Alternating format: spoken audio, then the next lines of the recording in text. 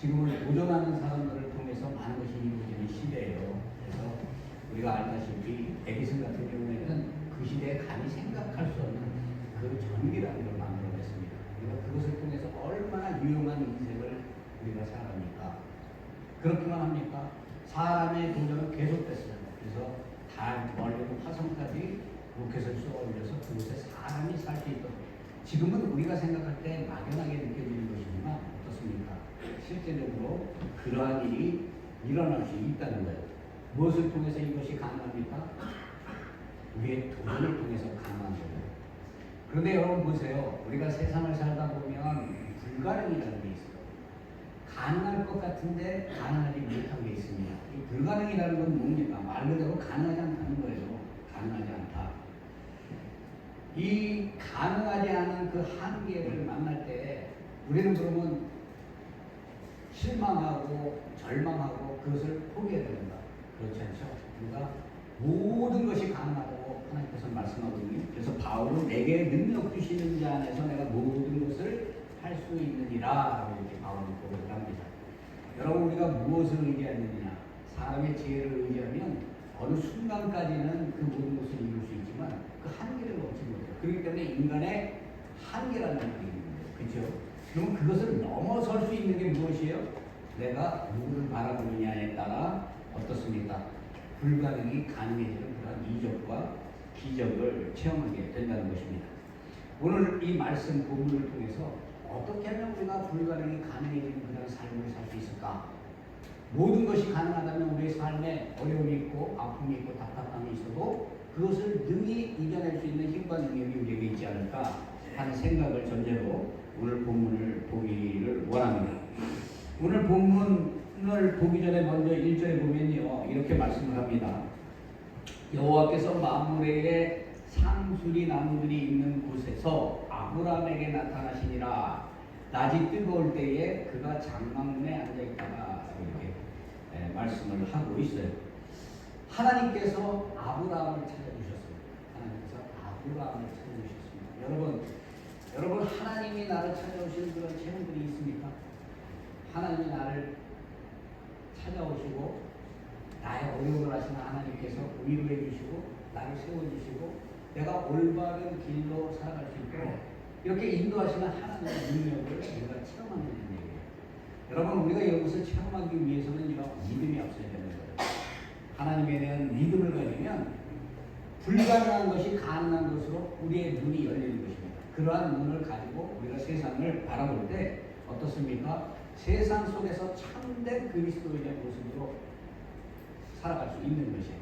오늘 여기 그 1절에 보게 되면은 이렇게 얘기를 해요. 날이 뜨거울 때에 그가 장막문에 앉아 있었다. 지금 아브라함이 굉장히 날씨가 더워. 중동은 어때요?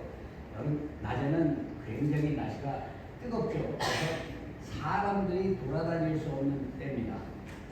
보통 그렇기 때문에 중동은 아침에 이른 새벽에 일어나서 일과를 시작하고요. 낮에 뜨거울 때가 되면 그들이 어떻습니까? 그들이 잠을 자거나 쉽니다. 왜 그렇습니까? 그 뜨거움에 노출되게 되면 사람이 잘못하면 죽게 되는 거예요. 그러니까 그 뜨거운 때를 피하고 다시 해가 지면 그들이 일을 하는 이러한 모습들을 우리가 볼 수 있어요. 그렇다면 우리가 이 뜨거운 때라는 것이 의미하는 게 무엇이겠습니까?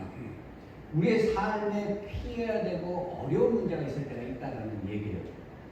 삶이 고속도로처럼 그냥 쫙 펴져 있으면 너무나 좋은데 삶을 살다 보면 눈물 나는 일이 있고 아픈 일이 있고 괴로운 일이 있고 답답한 일이 있다는 얘기예요. 이러한 때 우리가 정말 무엇을 의지하고 살아야 하는가? 그리고 그러한 때 우리는 보통 내가 혼자라는 것을 느끼게 되죠. 외롭게 됩니다. 그러한 사람들은 어때요? 그 마음속에 그 모든 문제에 짓눌려서 절망적인 인생을 살아갈 수밖에 없어요. 하지만 이 뜨거울 때 삶의 인생에 뜨거움이 있을 때 하나님이 나와 함께 하신다라는 이런 믿음을 가지고 가는 사람들에게는 그 삶이 어떻겠습니까? 어려움과 시련과 고난이 문제로 안 되는 거예요. 그래서 그것을 마치 거미줄에 파리는 걸리지만 새는 그 거미줄을 뚫고 지나가듯이 삶의 문제와 어려움을 다 이겨내고 그것을 승리하는 삶으로 우리가 나아갈 수 있다는 얘기입니다. 여러분 요한복음 4장에 보면 예수님께서 사마리아 여인과 나누는 대화가 있습니다. 이 사마리아 여인은 어떠한 사람입니까? 남편이 5이고 지금 사는 남자도 자기 남편이 아니에요. 그러니까 그 시대로 얘기하면 상종할 수 없는 천하고 없인 여인과는 그러한 존재의 여인입니다. 그러니까 이 뜨거울 때, 날씨 뜨거울 때 남자는 다 자고 쉬는데 우물가에 나와서 물을 뜨기 위해서 나왔어요. 왜? 뜨겁지 않을 때 나가면 다른 사람들이 물을 뜨고 있으니까 그곳에 가면 얼마나 사람들의 그 멸시와 천대가 있겠습니까? 그것을 감당하기가 어려운 거죠. 그러니까 사람들을 피해서 정오에 그 뜨거운 날씨에도 불구하고 우물동이를 들고 물을 뜨러 나아가는 거예요. 그곳에 누가 계십니까? 예수님이 계십니다. 예수님. 삶의 고난이 있고 아픔이 있고 괴로울 때 예수님이 계시다는 거예요. 그 여인에게 예수님께서 뭐라고 얘기합니까? 내가 목이 마르니 물을 라고 이렇게 얘기를 합니다. 이 여인이 거부하죠. 하지만 예수님께서는 이 여인을 통해 그 여인이 힘들고 괴롭고 절망 중에 있을 때 그 여인을 찾아가서 그 단순히 육신의 그 목마름을 해결하는 그 물이 아니라 영원한 생명을 얻는 생명수를 예수님을 통해서 마시게 되는 그런 경우를 봐요. 그래서 그 사람이 거듭나서 어떻게 됩니까? 사람을 두려워하지 않고 성에 들어가서 어떻습니까? 예수 그리스도를 증거하는 그 증거자로 살아가는 것을 우리에게 봅니다. 이와 같이 우리의 그 삶에는 어려운 시기가 있습니다. 이것을 우리가 극복해야 되는 거예요. 무엇을 통해서? 예수 그리스도를 믿는 믿음으로 극복해야 합니다. 그렇기 때문에 믿는 자에게는 위기가 기회가 되는 거예요. 어려움이 오히려 우리에게는 하나님께 다가갈 수 있고 하나님을 더 깊이 알아갈 수 있는 그러한 시간이 된다는 것입니다. 그러니 여러분 보세요. 하나님이 우리에게 찾아온다는 것이 얼마나 큰 은혜입니까? 내가 하나님께 가고 싶다고 해서 하나님이 그 길을 열어주십니까? 성령이 내 안에 내주할 때 내 안에 믿음이 생기고 예수 그리스도를 나의 구주라고 고백하게 되는 거예요. 그러니 하나님의 영이 내 안에 거하고 나를 찾아오시고 나를 인도하시고 말씀을 통해서 능력을 주시고 인도하시는 그 하나님의 은혜를 체험한다면 어떻겠어요?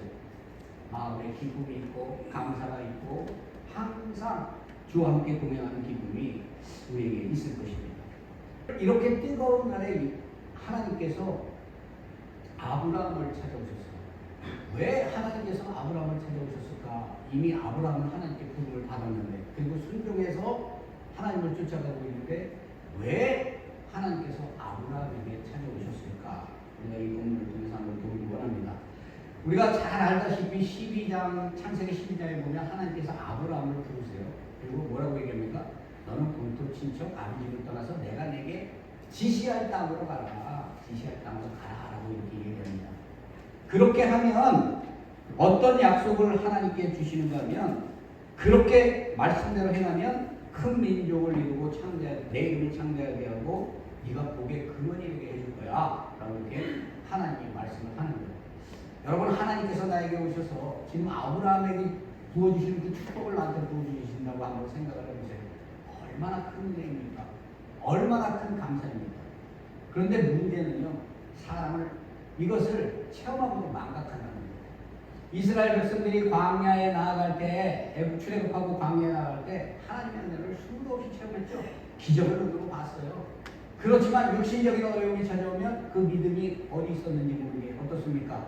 현실을 바라보고 모세를 저주하고 하나님을 불평불만하는 이런 죄악들이 계속 반복됨으로 인해서 40년이라는 그 정말 가란 그 광야 생활을 하는 것을 우리에게 보게 되지 않습니까? 우리가 믿고 나아가면 좋은데 우리는 이만큼 연약한 존재다라고 얘기합니다. 그런데 하나님께서 아브라함에게 뭐라고 약속을 하셨어요? 큰 민족을 이루겠다라는 이러한 큰 축복을 해주셨어요. 그러면 이 축복이 아브라함 사가 생전에 이루어지면 얼마나 좋아요. 근데 아브라함의 지금 입장은 어떻습니까? 자기에게는 자녀가 없어요. 하나님의 말씀을 믿고 그 하나님의 부름을 받은 나이가 75세입니다. 75세에 부름을 받고 하나님의 말씀대로 갈 바를 알지 못하고 갔어요.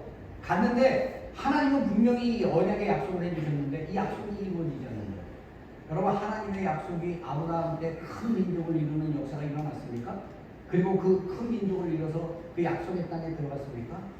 아브라함 시대 이후에 400여 년이 지나고 난 다음에 여호수아 때에 그 약속의 땅 가나안에 이스라엘 백성들이 들어가게 되는 그러한 그 축복의 길이 열리는 것을 우리가 봅니다. 이것을 통해서 우리가 알 수 있는 것은요, 우리가 기도하고 하나님께 간구하는데 응답이 나한테 주어지지 않는다. 그러면 우리는 마음속에 어떤 생각이 드는가면, 하나님이 나와 함께하지 않는다. 하나님은 나를 불쌍히 여기시고 긍휼히 여기시지 않고 내 기도를 들으시지 않는 건가? 이렇게 우리가 고백할 수 있지만, 그럼에도 불구하고 하나님께서는 우리와 함께한다 하는 것을 분명히 알아야 합니다. 아브라함이 하나님께 부름받고 큰 민족을 이루게 한다는 그 말씀을 듣고 난 다음에 믿음을 가지고 갈 바를 알지 못하고 갔는데, 가다 보니까 세월이 10년이 지난 거예요. 세월이 10년이 지나게 되니까 어떻게 됩니까? 실제적으로 10년 동안에 자녀라도 주어지면 좋은데, 사라의 태를 통해서 태를 열겠다고 말씀하셨는데 사라는 임신할 기미가 안 보입니다. 그러니까 아브라함이 어때요? 믿음으로 나아갔지만 결과적으로 그가 86세 때에 처음 하가를 통해서 이스마엘을 낳죠. 이게 무엇이에요? 인간의 모습이 이렇답니다. 하나님은 성경을 통해서 말씀으로 주셨어요. 그러면 그 말씀을 믿고 가면 되는데, 인간은 자기 머리로 생각하는 거예요. 내가 지금 86세 됐는데 하나님의 말씀이 이루어지지 않네? 이거 불가능합니다. 그렇게 생각하고 자기 멋대로 한 것이 그 척을 통해서 이스마엘을 낳은 것입니다. 여러분, 세상에는 이렇게 불가능한 것처럼 느껴지는 그런 일들이 하나님에게는 어떨까요? 하나님께 가능합니다. 왜 그래요? 하나님은 온 우주 만물을 창조하시고 생명을 창조하시고 그것을 다스리고 섭리하시는 분이기 때문에 그래요. 모든 권한이 하나님께 있는 것입니다. 사람이 살고 죽는 것도 정해진 것이고, 모든 우리가 인생을 살면서 누리면서 삶을 살아가는 것은 하나님께 정해진 거예요. 그런데 우리가 알아야 할 것은 하나님을 볼 줄 아는 눈이 있어야 된다는 거예요. 그래서 영적으로 우리가 깨어서 예수 그리스도를 발견하고 예수 그리스도를 참된 믿음으로 우리가 믿고 나아가 승리하는 삶이 우리에게 있어야 된다는 것입니다. 여기 2절에 보면 이렇게 얘기를 해요. 눈을 들어본 적 사람 셋이 맞은편에 서 있느니라. 그가 그들을 보자 그 장막문에 달려나가 영접하며 몸을 땅에 굽혀 3절에 이르되 내 주여 내가 주께 은혜를 입어 싸우면 원하건대 종을 떠나가지 마시옵소서. 물을 조금 가져오게 하사 당신들의 발을 씻으시고 나무 아래 쉬소서. 자, 그 아주 날이 뜨거운데 사람 셋이 왔어요.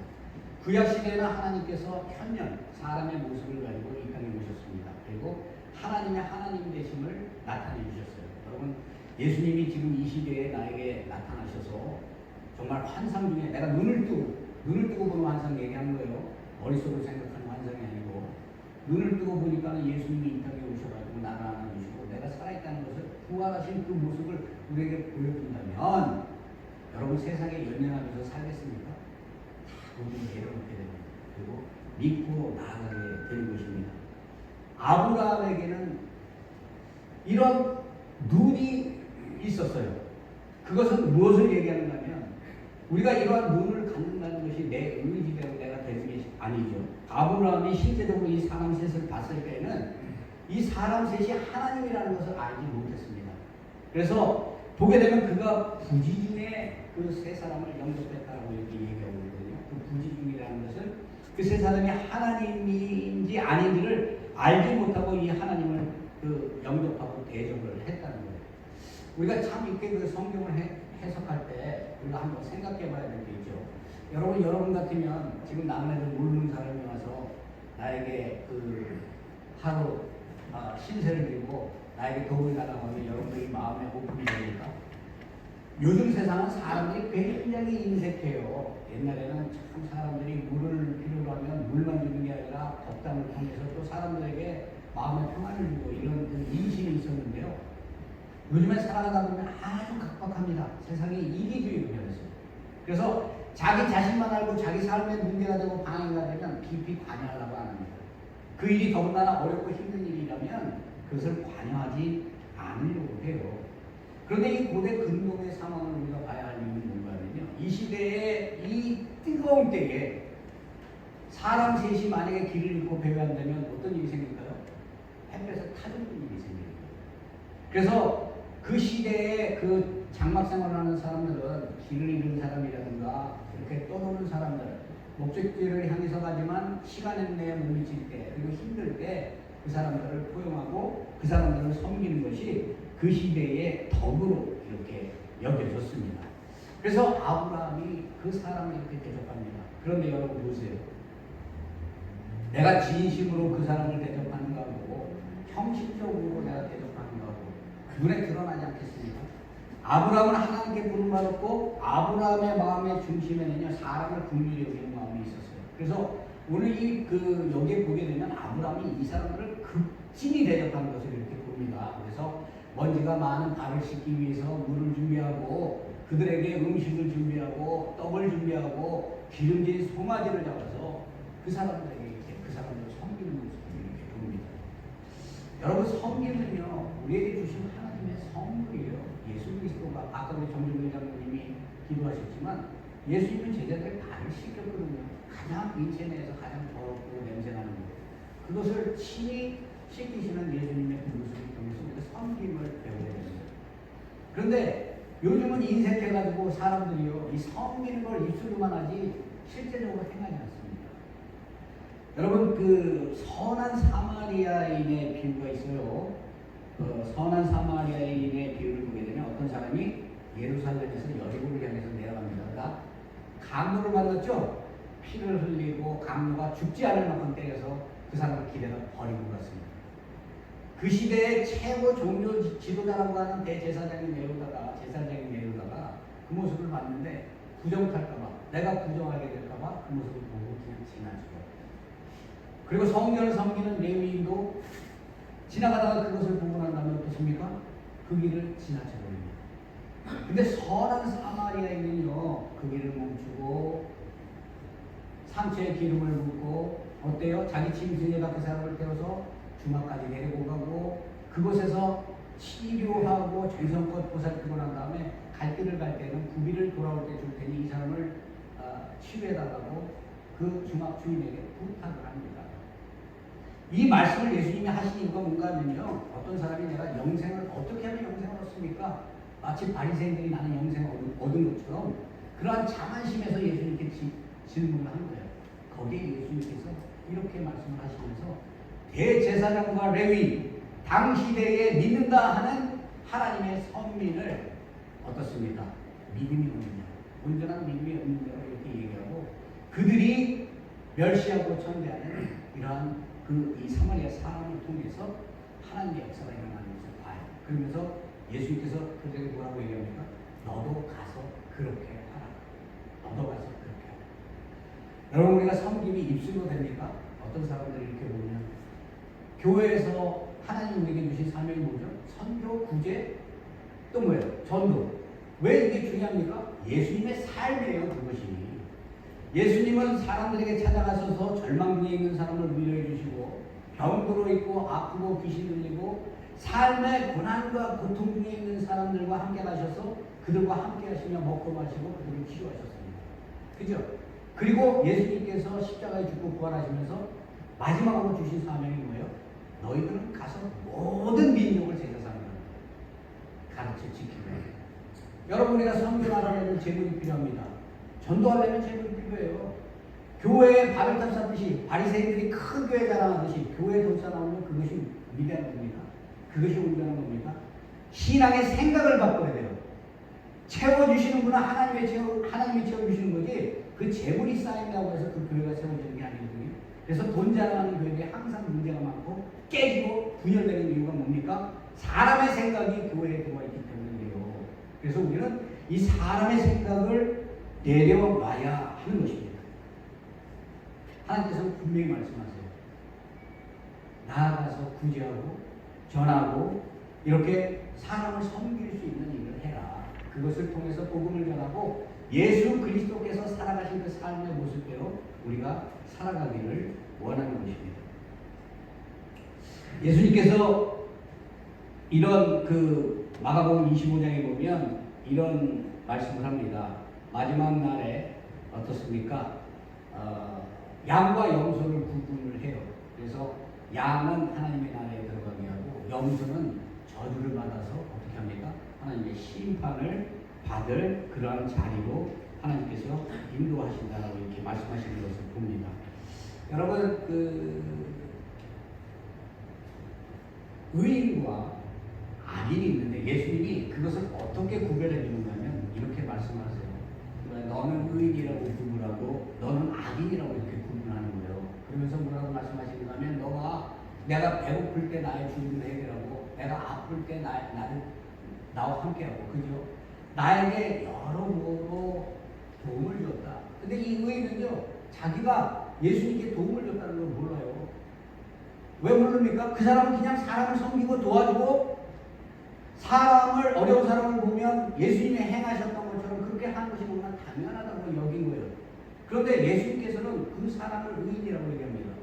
그리고 악인들, 염소 같은 사람을 구분하는데 뭐라고 얘기하냐면요. 너는 내가 배고플 때 나를 돌아보지 않았고 너는 내가 어려울 때 나를 돌아보지 않았다 얘기합니다.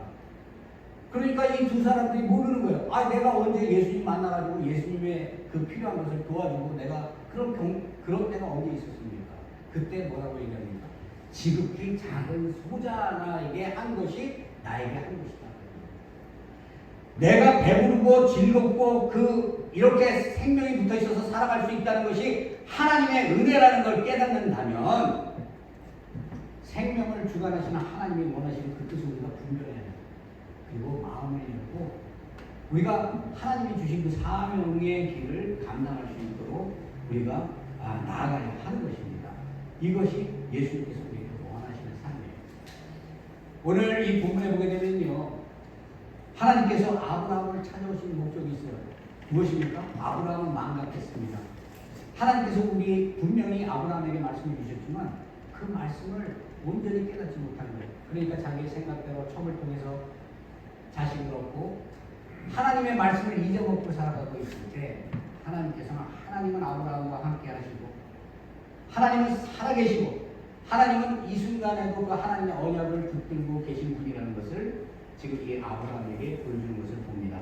아브라함이 이렇게 극진히 이 사람들을 대접하고 난 다음에 이 사람이 9절에 이렇게 얘기해요. 그들이 아브라함에게 이르되 내 안에 사라가 어디 있느냐? 대답하되 장막에 있느니라. 아브라함은 부지 중에 세 사람을 영접했지만 이 사람이 하나님이라는 걸 몰랐어요. 하지만 이 오늘 본문에 보게 되면 13절에 여호와께서 아브라함에게 이르시되라고 얘기하면서 그 세 사람 중에 한 명이 하나님이었음을 이렇게 얘기를 합니다. 아브라함은 지금 이 9절의 말씀을 통해서 이 사람들이 그냥 대접해야 될 사람이 아니라 하나님이구나, 하나님의 천사라든가 아니면 하나님이구나 하는 것을 깨달았을 거예요. 왜 그래요? 이미 하나님께서 17장에 보게 되면 아브라함의 이름을 아브라함이라고 이렇게 이름을 바꿔주고요. 사라의 이름을 사라라고 이름을 바꿔줍니다. 열국의 아버지로 이름을 바꿔줬는데 이 사람들이 어떻게 하나님이 주신 그 이름을 알죠? 그렇죠?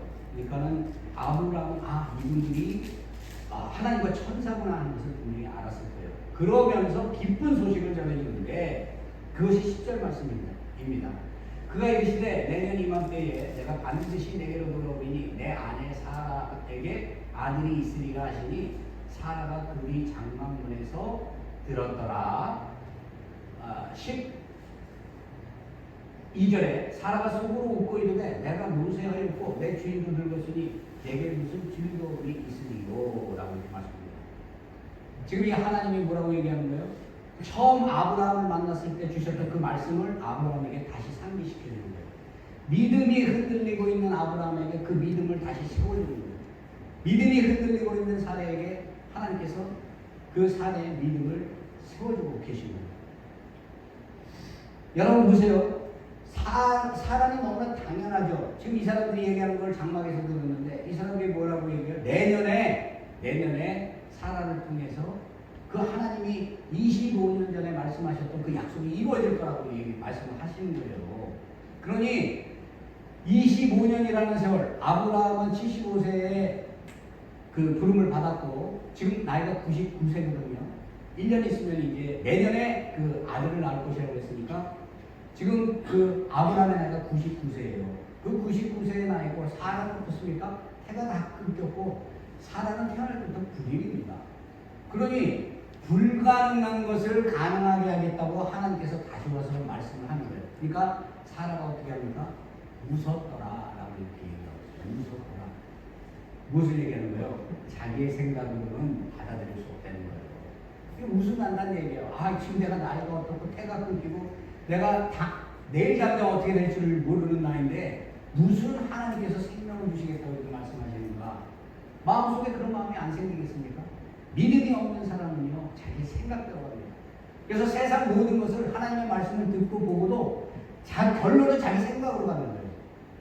하지만 믿음이 있는 사람들은 그것을 믿음의 말씀으로 듣고 하나님의 말씀으로 듣고 그대로 행하는 그런 삶의 모습이 나타나는 것입니다. 여러분, 우리가 신앙생활한다는 것은 무엇이에요? 영이신 하나님을 섬기는 거예요. 그리고 하나님께서 예수 그리스도를 통해서 세상에 우리를 구원해 주셨고 그 생명의 진리의 말씀을 성경으로 주셨어요. 그러면 우리는 이 성경 말씀을 그냥 생각으로 듣고 내 머리로 판단하는 것이 아니라 그대로 믿고 살아가야 되는 거예요. 그런 사람들에게 하나님의 역사가 나타나고 축복이 일어나게 되는 것입니다. 그렇기 때문에 우리가 하나님께서 우리에게 주신 그 참된 그 사명이 무엇인가? 내가 예수 그리스도를 믿는 이유가 무엇인가? 내 생명 구원받기 위해서 내가 예수를 믿는가? 그렇다면 우리는 다시 한번 나의 믿음을 돌아봐야 되는 거예요. 행함이 없는 믿음은 죽은 믿음이다. 믿음 같은 믿음은 있는데 행함이 없다. 그 사람은 믿음이 거짓이라는 얘기입니다. 그러니 입술로 아무리 하나님 주여 주여 하고 하나님께 나아가서 아무리 내가 예수 이름으로 귀신을 쫓아내고 모든 권능을 하겠다고 한다 할지라도 하나님은 내가 도대체 네가 누군지 모르겠다는 말씀하신다는 거예요.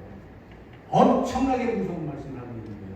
그렇다면 내가 예수님을 만나고 말씀을 정말 믿고 있다면 삶의 모습이 바뀌어야 한다는 것입니다. 오늘 이 말씀 보게 되면 이렇게 얘기하죠. 14절에 보면 이렇게 비웃는 사라에게 그리고 아브라함에게 하나님께서 이렇게 말씀합니다. 여호와께 능하지 못한 일이 있겠느냐? 기한이 이를 때 내가 내게로 돌아오니 사라에게 아들이 있으리라. 정말 귀한 말씀이에요. 이 말씀을 내가 딱 들으면 마음속에 막 기쁨이 오지 않습니까? 여러분 삶에 가지고 있는 문제가 있고 고민이 있고 답답함이 있는데요. 내가 오면 그 문제가 해결된다는 거예요. 그러면 내 마음속에 감사가 넘치고 기쁨이 넘치고 그 확신을 가지면서 살아갈 수 있는 것이죠. 그렇죠? 여러분 하나님께 능하지 못한 일이 있습니까? 사람의 생각으로는 능하지 않은 것 같은데 하나님을 믿는 자에게는 하나님의 기적을 보는 경우가 나타나요. 우리가 구약에 보면 다윗이 어떻습니까? 다윗이 골리앗과 싸움을 해요. 골리앗은 키가 3m가 됩니다. 장신이고 어릴 때부터 나면서부터 용사라고 했어요. 다윗은 어린아이예요. 칼과 창을 들어본 적이 없습니다. 목동이었어요. 모든 사람이 골리앗 앞에 두려워 떨고 있을 때 다윗은 무엇을 보고 갔습니까? 오직 하나님 이름을 바라보고 갔어요. 그리고 결과적으로 그 싸움에서 어떻게 합니까? 승리했습니다. 그렇죠? 그게 성경이 우리에게 주는 말씀이에요. 모든 사람은 환경과 문제 앞에서 두려워 떨고 있지만 하나님이 나와 함께 하신다면 나는 이것을 반드시 이겨낼 수 있어. 내가 이겨내는 게 아니라 하나님이 나를 이 수렁에서 이 어려움에서 나를 건지실 거라는 확실한 믿음을 가지고 나갈 때 그 사람에게 하나님의 권능이 드러나고 하나님의 능력이 나타납니다. 마지막으로 여리고 성은 어떤 성이에요? 여러분 여리고 성은요 정말 인간의 힘으로는 점령하기 어려운 그런 성입니다. 이스라엘 백성들은 전쟁이라는 걸 제대로 몰라요. 광야에서 맨날 하나님께 불평불만만 했지. 그리고 그 약속의 땅에 들어가서 그 칠족속을 면하기 위해서 여리고성에 들어가서 그것을 빼야 되는데 인간적인 머리로는 어떻게 해줄 수 있습니까, 여러분? 전쟁이라는 게 무엇으로 하는 거죠? 힘으로 하는 거죠. 그래서 그 시대에 마병이 있어야 되고 칼이 있고 칼과 창을 드는 병사가 있어야 되고 어떻습니까? 군사력이 있어야 이기는 거예요. 그게 사람의 생각이라는 얘기죠. 사람은 이러한 지극히 인간적인 생각을 가지고 나와서 우리가 정말 모든 군사력에 강하고 적들을 이겨낼 수 있는 그런 게 있다고 생각할 때 큰 소리를 칩니다. 그게 믿음이 있는 사람입니다. 하나님은 그 문제를 그렇게 해결하지 않았어요.